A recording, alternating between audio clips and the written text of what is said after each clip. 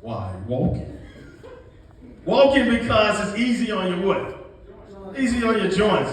And it's easily accessible, right? Do you need any equipment to walk? No, so you don't need to necessarily go to the gym to walk. You can walk right in your house. I told my mom, she said, I got to go walk in. I said, well, listen, your body doesn't know where it is when it's walking. Just get the steps in. You can be in your house. If you got stairs, even better. That's going to be a tough walk, but even better because you're putting a little muscular endurance in there with it. So walking is the best form of cardiovascular exercise. And we also had CJ demonstrate some body weight exercises we can do to build our strength and muscular endurance. Name some of those that we talked about. Push-up, planks, good. Squat, how about that squat, right? So just a few things we can do. You don't need to do a whole lot. We're not trying to make you bodybuilders, but there's some stuff that we can do that'll help us out, right? And we also discussed how study shows that those with chronic diseases, high blood pressure, high cholesterol, you name the chronic disease, those folks, if they work out, outlive folks without those chronic diseases who don't work out. That's actual studies that suggest that. So a guy talking, he was telling his assistant, she wasn't in the best shape, and he said, hey, I got bad news and good news. The bad news is you're going to die soon if you're sedentary. The good news is even with the chronic illnesses, if you work out, you're going to outlive the person who doesn't work out. You see the significance of working out? Just a little exercise adds longevity to your life. Okay, add longevity, we call that health reserves. Health reserves mean, hey, I get sick or something happens and I need to have surgery. Well, your body, because you've exercised, will bounce back faster.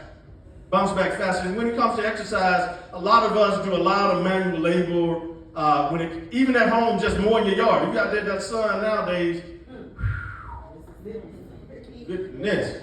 So I was out there Monday, and I tell you what, I came back like water just running off me. My hat was filled with water. Had to be careful with that, right? But so that's a form of moving and stuff like that. But what I want you to do is be intentional with your exercise. This mind and body connection.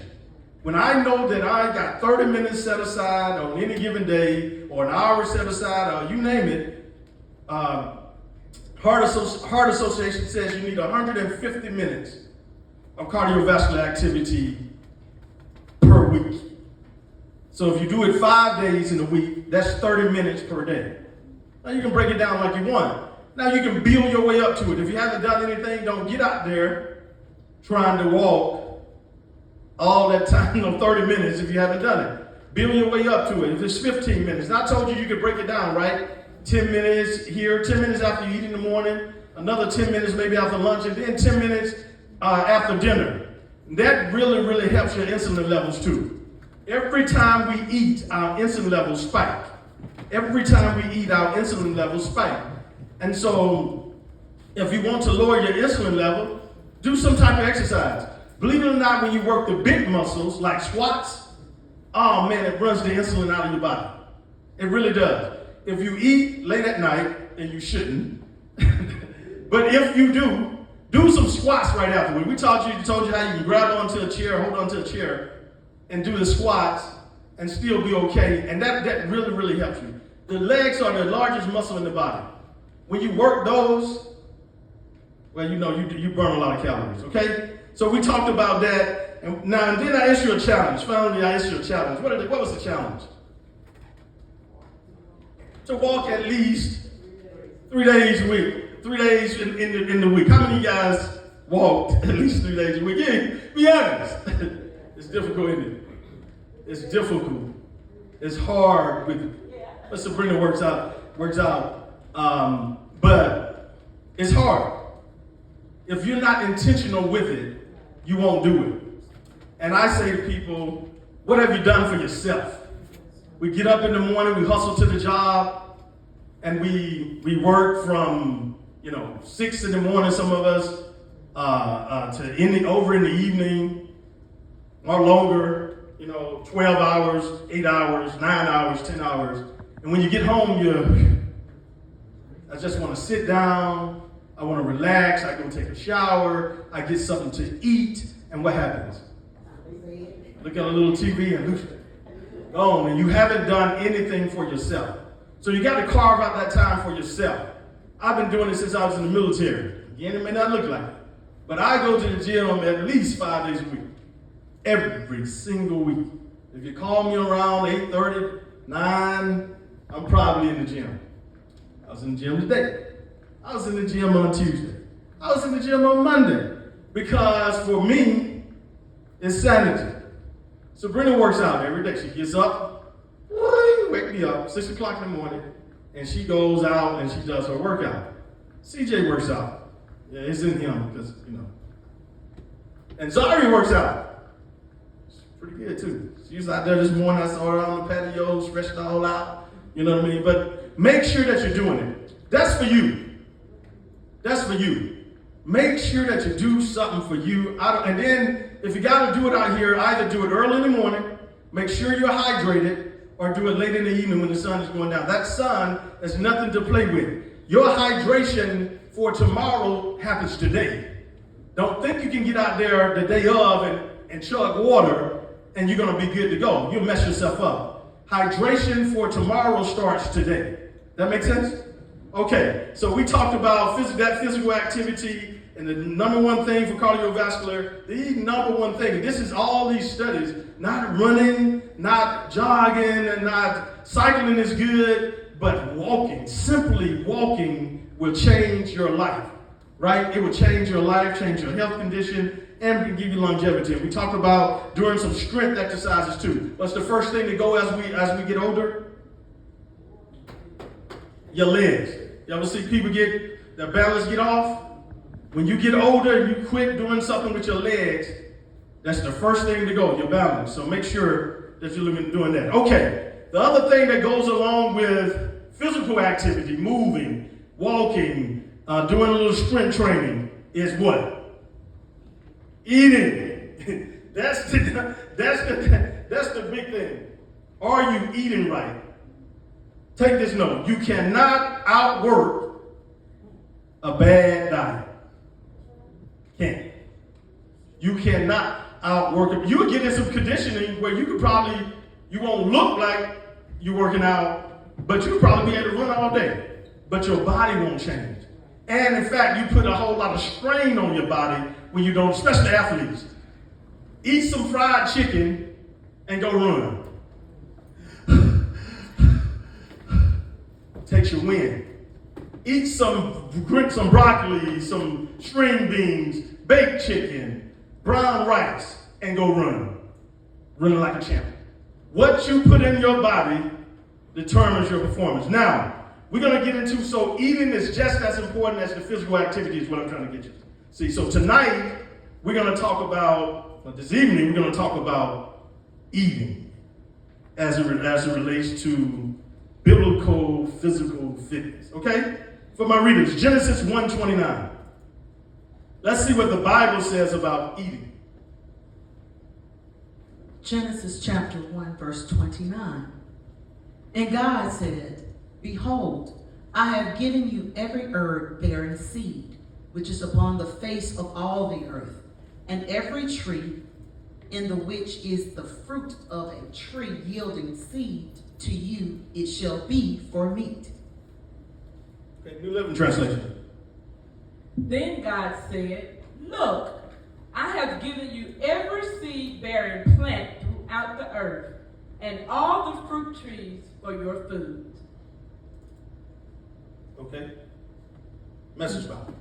Then God said, I've given you every sort of seed-bearing plant on earth, and every kind of fruit-bearing tree, giving them to you for food. Okay, point. God's original provision for the human diet was plant-based food.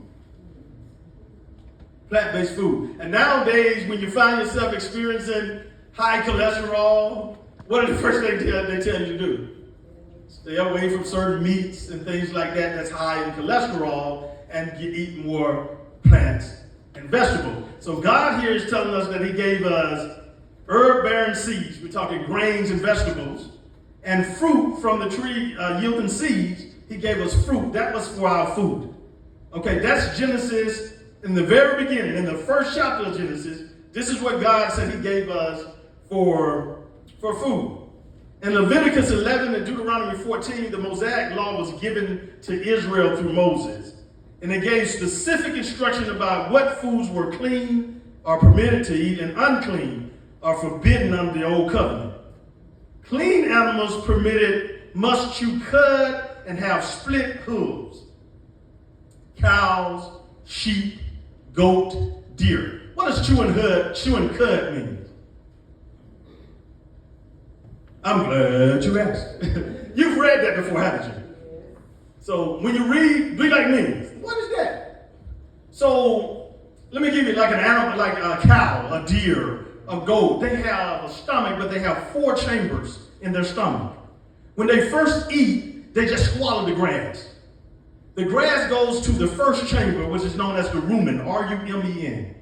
While it's in there, it begins to ferment, and it partially digests. And after a while, the cow, a goat, a deer, regurgitates, throw up in their mouth. And you'll see them do this. And what they're doing is chewing their partially digested food. And when they chew it, now they chew it, and they get more nutrients out of it, and then it goes through the other the other 3 chambers of the stomach. That makes sense? And a cow would do this all day long. They regurgitate that same grass over and over again, chewing it and chewing it and chewing it until it gets soft and soft. Because when they first eat it, they're swallowing, just swallowing the grass. And it goes into that first chamber of the stomach and it sits there for a little bit. And then because of the acids in that stomach, it starts to ferment. It softens a little bit. Then they regurgitate and then they chew it. And that's what cud is. Nothing but partially digested food, or grass in this case. Learn something.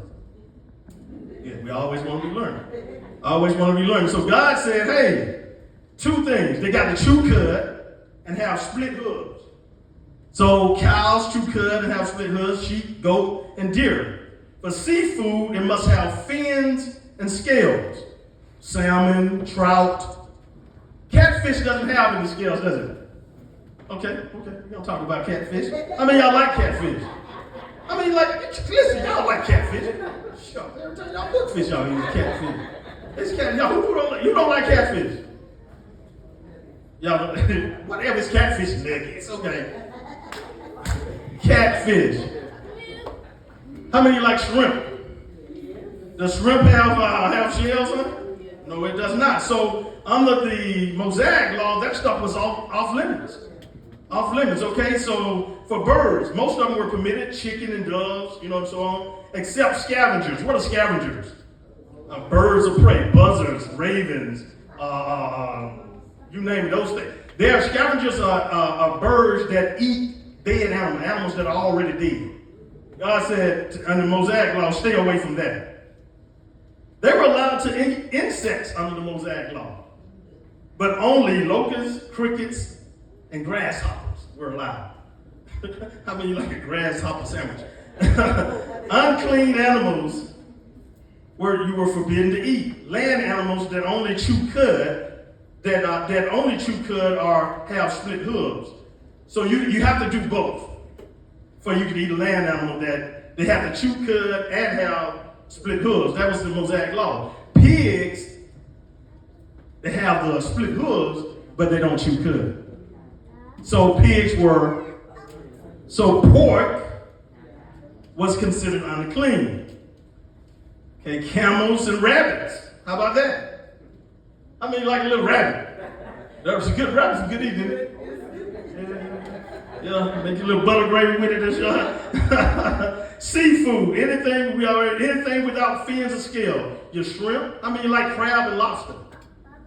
Oh yeah, you dip it in a little butter. Zari was just having it just down there. Ooh, she just a few days ago. She was sending us Larry the crab. Okay. Catfish and oysters do not have skins of fins or scales, right? So under the Mosaic law, that was over. Okay. Other creatures, you weren't allowed to eat reptiles, amphibians, and most insects, snakes, frogs, flies, and beetles. Some people eat snakes, don't they? So all that was off limit. Your pork was off limit. Your catfish, your shrimp, your oysters, all that was off limit. No more catfish sandwiches, dog. No more catfish sandwiches. Question. Are Christians still under these food restrictions, these food laws today? Should be. Elder Rice said, you think not? Okay, you know I'm gonna give y'all the answer, but I just want to see what y'all think. How many of y'all don't eat pork?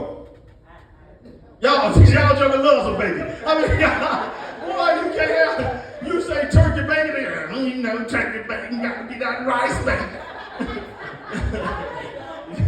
Rice bacon. Everybody, you know bacon, the real bacon have that flavor, right? Oh man, I can't mess with it, but it's good though, isn't it? Little bacon on your hamburger, bacon on your BLT. Everybody likes bacon, don't they? Okay, so the question is, are Christians today still under those food restrictions, those food laws? Let's see what the Bible says. For my readers, Mark 7:18-19. Mark chapter 7, verse 18. And he saith unto them, Are ye so without understanding also? Do ye not perceive that whatsoever thing from without entereth into the man, it cannot defile him? Verse 19. Because it entereth not into his heart, but into the belly, and goeth out into the draught, purging all meats. Interesting. Okay, let's go to our New Living Translation. Don't you understand either? He asked. Can't you see that the food you put into your body cannot defile you? Verse 19. Food doesn't go into your heart, but only passes through the stomach and then goes into the sewer. But saying this, he declared that every kind of food is acceptable in God's eyes. What? Catfish? This Bible tells us everything we need to know, doesn't it? Okay, give me some of the message. Give me some of the message. Boy, somebody get excited. I see everybody, them jokers like, I can have catfish and baby back ribs. Let's see what the Bible says, huh? Okay. Message Bible. Message volume. Jesus said, are you being willfully stupid? Don't you see that what you swallow can contaminate you? 19. It doesn't enter your heart, but your stomach. Works its way through the intestine and is finally flushed. Okay. Go ahead, sir. That took care of dietary quarreling. Jesus was saying that all food are fit to eat.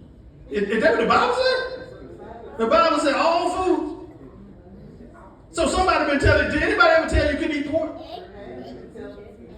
Okay. So we like to know for ourselves here. We ain't just taking nobody's word. Let's go to what the Bible say now. Okay. So Jesus here is expressing frustration to his disciples. Like, hey, you're not grasping the deeper spiritual truth here. You know what I mean? You're worrying about, you so committed to the law, the Mosaic law. I can't eat this and I can't eat that. And you remember that we're going to get into it, but Peter had a vision when he was going to help Cornelius, the Gentile. We went over there in Sunday school, and Jews and Gentiles had no interaction until God showed them a vision of all them unclean meats that they weren't allowed to eat. And he said, kill and eat. And Peter, no. And Jesus telling him, whatever I tell you, I cleanse. Okay, we're going to get into that. So this is Jesus. He's talking to his disciples, saying, hey, the spiritual defilement doesn't come from food. They was worried about what they put in their bellies when Jesus worried about what? He's worried about the heart. He's worried about the heart. So this is a bold correction of the traditional Jewish interpretation of ceremonial cleanliness. In this declaration, Jesus effectively ends ceremonial dietary restrictions of the Mosaic law. Jesus, when he died, fulfilled certain aspects of the law. He said the law wouldn't pay. He didn't come to destroy the law, but to fulfill it. But here, now in the New Testament, he's telling his disciples, listen, it's not what you eat that defiles you. Okay, give me Acts 10, 13 through 15. Let's talk a little bit about Peter. Acts 10, verse 13. And there came a voice to him, rise, Peter, kill and eat. Verse 14. But Peter said, not so, Lord, for I have never eaten anything that is common or unclean. Verse 15. And the voice spake unto him again the second time, what God hath cleansed, that call not thou common. Acts 10, 13, New Living Translation. Verse 13, then a voice said to him, get up, Peter, kill and eat them. No, Lord, Peter declared, I have never eaten anything that our Jewish law have declared impure and unclean. Verse 15, but the voice spoke again, do not call something unclean if God has made it clean. Acts 10, 13, Message Bible. Then a voice came, go to it, Peter, kill and eat. Peter said, oh no, Lord, I never so much as taste food that was not kosher. The voice came a second time. If God say it's okay, it's okay. Okay. So God wasn't just here now. So God is telling Peter, he came to Peter in a vision. Peter was to go to Cornelius' house, but Cornelius was a Gentile. Jews had no interaction. They were forbidden to interact with Gentiles. But God here was showing him, and he got his attention by showing him a vision of a sheep coming down, and all these foods that were deemed unclean was on this sheep. And God told Peter, get up, kill, and eat. And Peter saw all these unclean animals. No, wait. Peter was a devout Jew. He said, no, I'm not going to eat it. And God is telling him, hey, what I've cleansed, don't you call unclean. And he wasn't just talking about food here. He was also talking about saying that salvation wasn't just for the Jews. It was also for the Gentiles. Okay? All right. John is tough. Boy, y'all talk. Okay, 1 Timothy 4 and 4. Let's talk about that. 1 Timothy 4, verse 4. For every creature of God is good, and nothing to be refused, if it be received with thanksgiving. Oh, there it is. There it is. You ought to say your grace. All right, go ahead. What we got? Since everything God created is good, we should not reject any of it, but receive it with thanks. 1 Timothy 4 and 4, Message Bible. Everything God created is good and to be received with thanks. Nothing is to be snared at and thrown out. Okay, so Paul here is warning Timothy about false teachers that would arise in the last days. He's telling Paul is affirming that everything God created is good, and nothing is to be rejected or considered unclean just because it was previously prohibited under the law. Because Jesus fulfilled ceremonial restrictions when he died. We no longer had to sacrifice bulls, right? Or have the priest go in once a year and seek forgiveness for our sins. Or kill a bull or kill an animal has to do that. Jesus got rid of all those ceremonial rituals. His blood cleansed. Okay? Y'all seeing it with your own eyes, right? Yeah, well, I can see right now, I can smell real tip. I can smell catfish. I see they finna go eat, right? As long as it be received with thanksgiving. As long as it received with thanksgiving, the key condition is food is to be accepted with a grateful heart, recognizing that it's a gift from God. With a grateful heart. How do we show that we're grateful when we eat? We bless our food. Thanksgiving sanctifies the act of eating. Thanksgiving does that. It's not just physical nourishment, but it's an act of worship and trust in God's provision. So, under the new covenant, Christians are not bound by the Mosaic dietary restrictions. Are you learning something? Though some still follow those traditions for health and discipline, spiritual discipline reasons. It's not mandated that you can eat pork. Whatever you bless, whatever you give thanks for and grateful unto God for according to the scripture, is sanctified and set aside, and then God cleanses it. So those, you can't eat shrimp back in the day, you can't eat catfish. Now, eating is spiritual. Understand that. The body says that our body is what? Temple for the Holy Ghost. We talked about back in the ancient biblical days that the temple itself, the building, was considered sacred. Couldn't know everybody go in there. If you got close to it, you'll probably die. Even the priests. Select Levites could go in there on your behalf. You could go in there. It was the holy of the holies. You know what I mean? And so when you receive Christ into your temple, your body, Bible says your body is a temple for the Holy Spirit. When you receive Christ and the Holy Spirit enters you literally and and figuratively, your body is then for the presence of God. And you should treat it as such, which is why we talk physical exercise, and what we eat is of the utmost importance. How are you being good stewards of the body that Christ has loaned you? What we consume affects our energy, focus, and discipline, and all of which impacts the way we serve God. I can't serve God and be a witness for God if I'm sick. I just can't. Okay? Proverbs 23 warns us against gluttony. What is gluttony? Overeating hinders both our physical and spiritual growth. How does overeating hinders your spiritual growth? Yeah. When we fast, what our spirits become what? Sharper. But more focused. So if our spirit becomes more focused and sharp, and we have more connectedness with God when we fast, what happens when we overeat? The opposite. Your spiritual senses are dull when you fill your body with food. So we don't need to overeat. In Galatians 5:23-23, we learn that there's a fruit of the Spirit called self-control. Philippians 3:19 says, whose end is destruction, whose God is their belly, and whose glory is in their shame, who mind earthly things. Other words, that ain't just talking about what you eat, but any cravings, any desires that are not Christ-like. They take over you. What food can become your idol.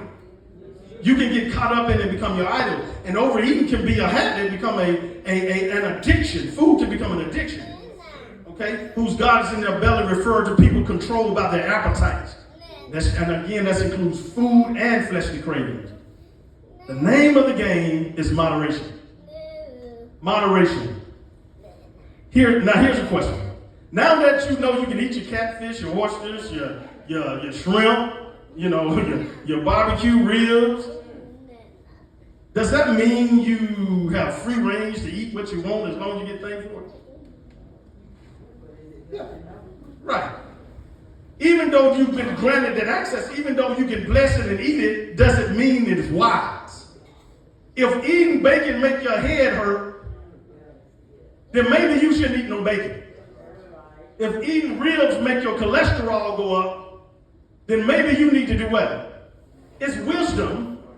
Just because you can eat it, bingo. So there is the distinction. Just because I can eat it doesn't, no food, according to the Bible we just read, everything God made is good, right? And he said he's telling them in Mark, hey, have you not figured this out yet? He said to his disciples, it's not what goes into your mouth that defiles you. Food goes in your belly and comes out in the sewer. You know what it means. But it didn't go into your heart. So God is more concerned with your heart about it than the food you're eating. So he's telling you if you bless it, Timothy 4:4, if you give thanksgiving for it and receive it with a grateful heart, then you can eat it. But just because you can eat it doesn't mean you should eat it. There are people that can eat peanuts, but peanuts don't agree with them. right? So there's a wisdom aspect of this too. So if you are suffering from certain condition, the key is moderation. You don't have to restrict nothing. It's not about restriction or deprivation. It's about moderation, right? If eating 4 pieces of bacon make your head throb, and you just got to have the bacon, maybe 1 piece. You know what I mean? So just because you can have it doesn't mean it's wise to have it. Okay. Are all foods created equal? Do all foods have the same benefits for your body? No. Does broccoli and baby back ribs benefit your body the same way? Of course not. But according to the scripture, if I bless it, I can eat it. And we just discovered that moderation is key, right? So let's talk about the last few minutes, some key insights on how we can eat right. Some really principal things, some things that we can do that we can apply to eating right. How about balance your plate? What that means is aim for a mix of vegetables and fruit. Half your plate. Like this is your plate, do it like half like this. So I'm gonna have vegetables and fruit, one section. I got lean protein and I got a grain. What is a good grain? Brown rice. White rice is no good for you. And let me say, not that it's no good for you. You can bless it and God say go on and eat it. But compared to brown rice, the health benefits different. White rice will turn to sugar in your body. Let me address this. Sometimes it's when you eat. If I describe when you just got off work and you worked 12 hours, you came home, you didn't exercise because you're tired, you're exhausted, and all you're going to do is take a shower, and you're going to grab you something to eat, and you're going to go to sleep. So you didn't burn this food off. If I know that, then wisdom suggests I shouldn't eat a bunch of carbohydrates. Because that carbohydrates are getting your body because you're not going to be active much longer, and it turns to sugar. It turns to glucose. And glucose is we need it for energy. If I'm going to exercise, I'm going to move about, I need it. But if I don't use it, it settles on me and glucose turns to fat. So wisdom suggests if I'm coming home late and I'm not going to be active after I eat, then I need to eat pretty strictly. I need to have a lean protein, grilled chicken, fish, salmon, and a vegetable, kale, broccoli. You can have your collard greens, just don't bathe it with fat. You know what I mean? You know what I mean? Don't put so much bacon in it that you see that grease swimming on top of that. I mean, we have to use wisdom. It's permissible, but it doesn't mean it's wise. That makes sense?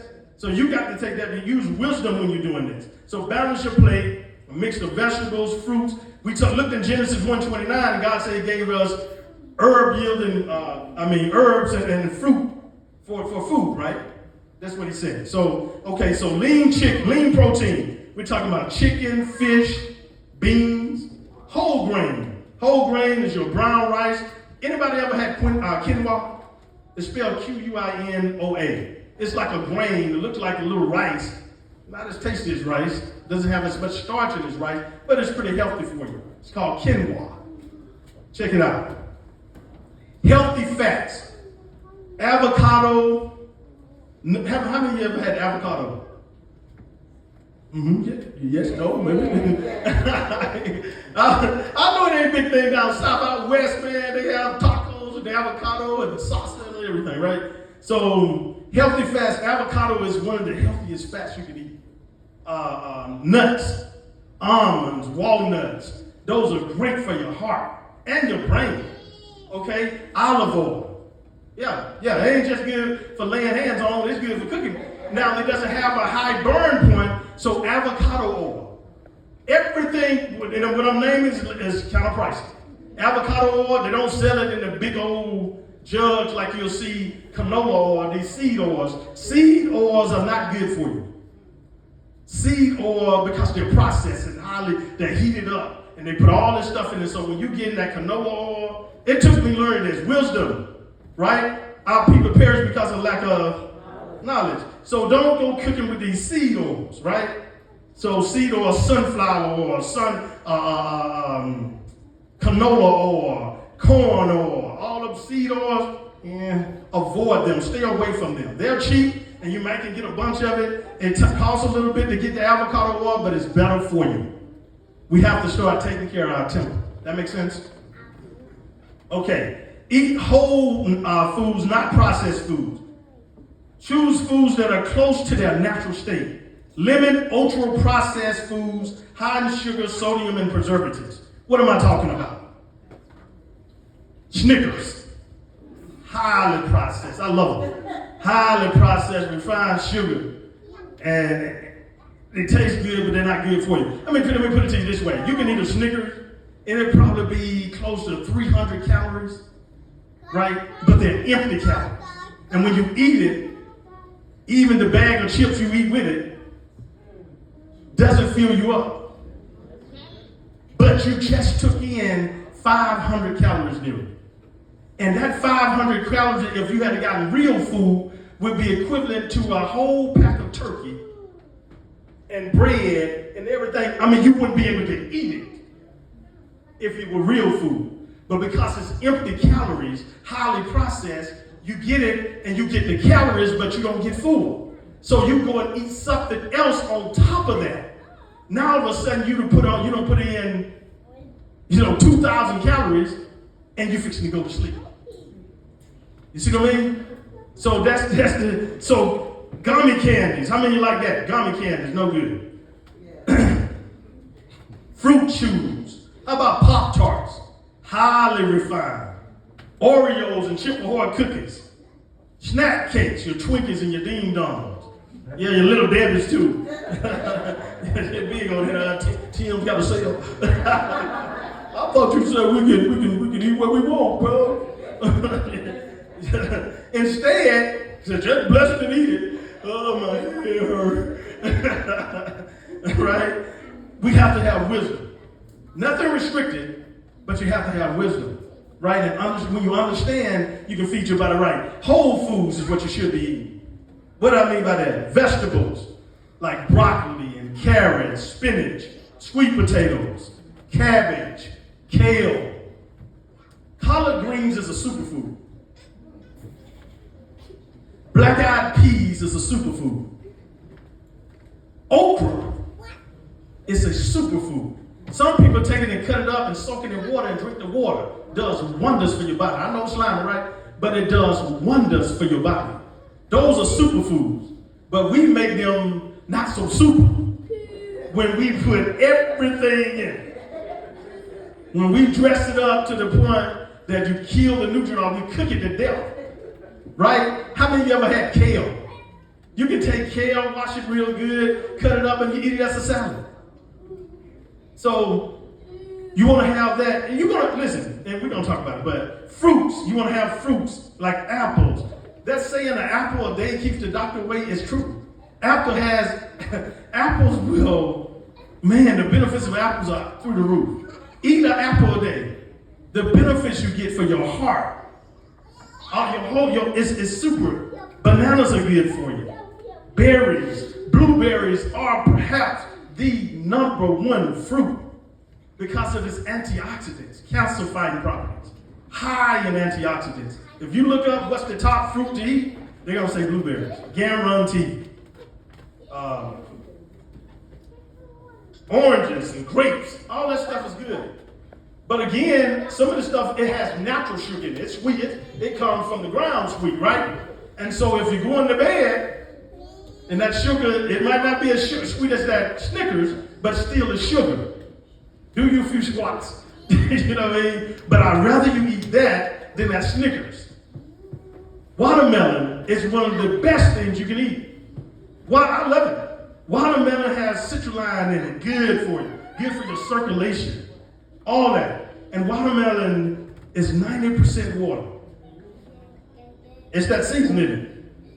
Eat you some watermelon. Eat you some watermelon. Then nuts and seeds like unsalted if possible. Almonds, walnuts are great for your heart. Cashews, pumpkin seeds, sunflower seeds, amazing. Whole grain, like we talked about, brown rice. How many of you ever heard of steel oatmeal? That's great for you. Steel cut, they call it. Steel cut oatmeal. You ever seen that? Look for that when you go to oatmeal in the store. It's there. We get the instant stuff. But look for steel cut. Good taste. Good oatmeal if you like oatmeal, right? We talked about brown rice. How about eggs? Eggs are fresh. A lot of people be like, don't eat the yolk. A lot of benefits, vitamin A, everything in them, right? We tell you if you got high cholesterol, that's ain't that cholesterol. There's a lot of benefits in that. Fish, salmon. How many of you like salmon? How about tilapia? Y'all like tilapia? Cod. It's good fish. Chicken breast. How many eat chicken breast? Do you cook it dry? Right, there's a way to tell you. I don't know how to cook chicken breast. Turkey. I ain't talking about deli turkey now. That's processed. I'm not talking about deli, natural turkey, right? You make it yourself. Grass-fed beef. You know what I mean? In moderation. For dairy, how about plain Greek yogurt? Take you some plain Greek yogurt. Put you some blueberries in it. Put a little honey in it. Put you some almonds in it. Healthy, healthy, healthy all around. You got a high antioxidant fighting fruit. You got the yogurt itself has crazy properties for your digestive system. And then the nuts are amazing too. So that's a good snack. Okay? Cottage cheese. Okay? Cottage cheese is, you don't like it, huh? Some people take cottage cheese. I tell you, try it this way. Take cottage cheese. I didn't like it either. But take it. It's crazy, got a lot of protein in it. Take it and mix it with pineapple. Just try it and talk to me. Try cottage cheese with a little, mix it with pineapple. Okay, and come on, yeah. Come on.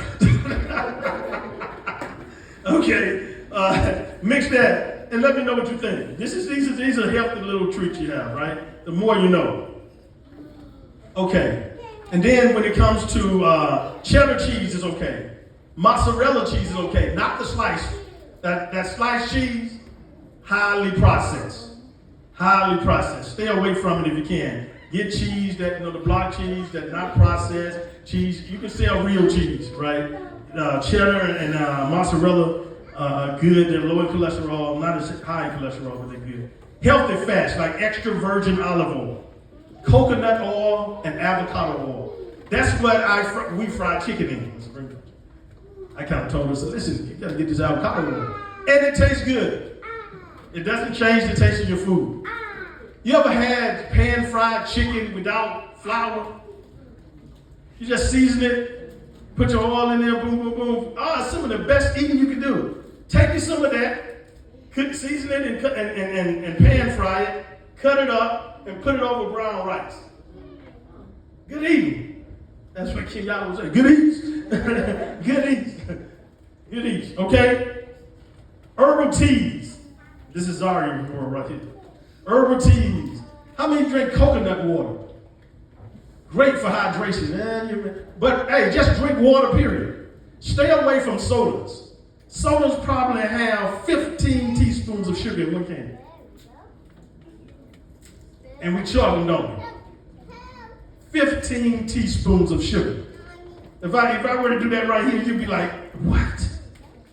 Diet sodas, they say they don't have sugar, and I'm guilty of those because the Dr. Pepper. You ever had a diet Dr. Pepper? It tastes pretty close to the real deal. But they got a sweetener, and those artificial sweeteners are no good for you either. So if you're doing those, you're going to do it in moderation, right? Okay, control your portion sizes. Overeating even healthy foods can cause you to gain weight. You can eat enough grilled chicken breast to gain weight. Okay, so control your portion size. Use smaller plates. Get a smaller plate. That's a tactic you can do to control your portion. And listen to your body for fullness signals. One strategy is to drink water before you eat. Because 9 times out of 10, often hunger is actually thirst. More times than not, we think we're hungry, but we're thirsty. So drink plenty of water. Don't go gulping your water either. It's just gonna run through you. Sip it a little bit at a time.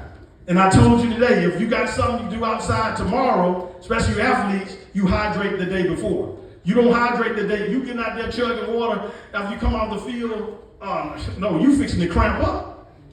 Big time. Isn't that right, CJ? You fixing to cramp up. You gotta go get you some pickle juice. That helps the cramp support. So stay hydrated, drink plenty of water, and often hunger is actually thirst. Limit sugary drinks and sodas. For us, watch sugar and salt. Check your labels. Sugar and sodium hide in sauces, ketchup. You go, that's another thing. Sometimes that's what my problem. Got to eat pretty healthy, but I need to jazz it up. Need to jazz it up, a little ketchup, a little barbecue sauce, and then when you look at that, you just been killed it. Put all the sugar you can right back in there. That makes sense? So be careful with that. Plan ahead. If you're planning to eat right, you cannot wait until it's time to eat to try to figure out your food. If you do that, and you ain't got nothing but little Debbie snack cakes and some chips and some soda, guess what you grabbing? You grabbing a little Debbie and you grabbing them chips and you're gonna drink that soda and you just took in 500 plus calories and you still, now you're trying to figure out what to eat. That was just to hold you over. But technically, you done ate probably what should have been your dinner from a calorie standpoint. You see how eating good foods actually end up being a lot. When you eat this bad food, it doesn't make you full at all, but you still got those calories that you got to account for. Okay, so meal prep. Keep healthy snacks on hand, like nuts and fruit and boiled eggs. How many of you eat boiled eggs? That's good. Eat your little boiled eggs are good for you. Keep them on hand, and that will prevent you from food binging. If you don't have the stuff on hand, take it from somebody who knows. And when you got hungry, that's it, buddy. You finna eat. You finna eat what up there? Ice cream, ice cream, your Bluebell, your chips. You got some cookies, and then again we eat all that, and then now we start looking for dinner. Like, okay, it's time to eat, because those are empty calories. You got the calories, and the calories all that sugar gonna turn to fat because you ain't finna go walk. Do nothing with it, and so guess what? That's that. Okay. So the other thing is eat mindfully. Eat mindfully. Don't eat in front of your TV screen. Be thinking about what you eat. Chew your food. Don't swallow your food like a cow. You don't have that first stomach where it goes up and digests and regurgitated and it becomes cud and you chew it like a cow. You don't know. When it goes in you, it's in you. Right? So be mindful eaters. Slow down and enjoy your food. This improves digestion and it helps with weight control. Chew your food. That's something I had to work out.